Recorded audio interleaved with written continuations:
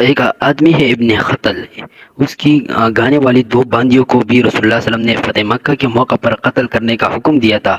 ان دونوں کی قتل کرنے کا حکم بھی اس لیے دیا گیا کہ یہ دونوں حضور صلی اللہ علیہ وسلم کی شان میں بدگوئی کی اشعار گایا کرتی تھی۔ ان میں سے ایک قتل کی گئی، یعنی وہ ایک کو جو ہے قتل کر ڈالا، اور دوسری بھاگ گئی جو بعد میں آ کر مسلمان ہو گئی۔ تو اس واقعے کو دیکھو، ابن خطل کی یعنی گانے والی دو باندیاں تھی، حضور صلی اللہ علیہ وسلم کے خلاف باتیں کرتی تھی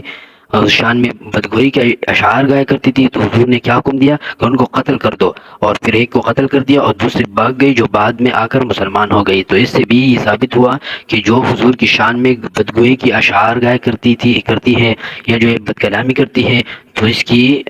حکومت کو چاہیے کہ اس کو کیا کرے، قتل کر دے۔